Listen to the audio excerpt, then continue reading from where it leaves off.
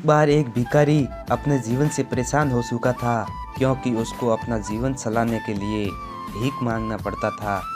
उसे हर एक चीज़ के लिए भीख मांगना पड़ता था। इसी बात को लेकर वह दुखी रहता था और दिन भर यही सोचता कि उसके जीवन में बदलाव कैसे आएगा। यह सोचकर वह निराश हो जाता। वह हर दिन देखता कि बहुत सारे निराश लोग, आंखों में आंसू लिए लोग और विभिन्न चिंताओं से परेशान लोग गौतम बुद्ध की तरफ जाते और वापस लौटते समय वे लोग बहुत ही खुश होते थे। वह भिखारी ये समझ नहीं पा रहा था कि गौतम बुद्ध उनके साथ ऐसा क्या करते थे कि वे बेहद खुश हो जाते थे। वापस लौटते हुए लोगों के हाथों में न ढेर सारे पैसे होते थे और न ही सोने चांदी। तो फिर ऐसा क्या होता था कि लोग बुद्ध के पास से लौटते वक्त इतना खुश हो जाते थे। यह सब सोचकर वह भिखारी भी निर्णय लेता है कि वह भी महात्मा बुद्ध के पास जाएगा और देखेगा कि वहाँ ऐसा क्या हो रहा है कि दुखी लोग उनके पास जाकर इतने खुश हो जाते। वह बुद्ध से मिलने के लिए उनके पास चल पड़ा जहाँ बुद्ध मौजूद थे। वहाँ बहुत लंबी लाइन लगी हुई थी।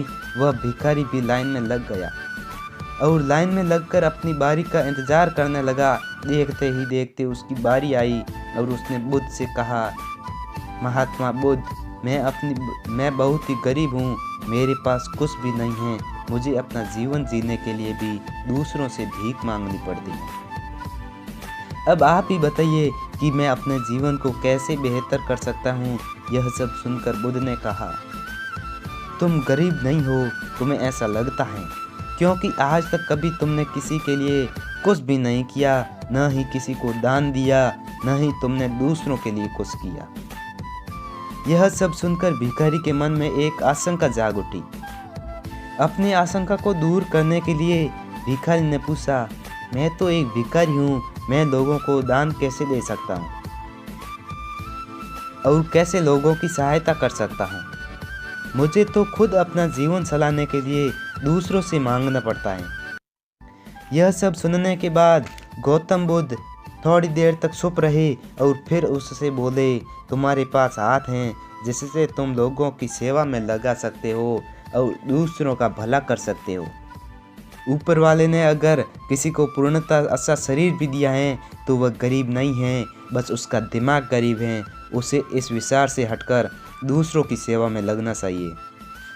बुद्ध की ये बातें सुनने के बाद वह भिखारी बहुत ही ज़्यादा खुश हो गया और अब उसका मन संतुष्ट था। उसने वहीं बुद्ध के ही सामने निर्णय लिया कि आज के बाद वह भीख मांगना छोड़ देगा और कुछ न कुछ अच्छा काम करेगा।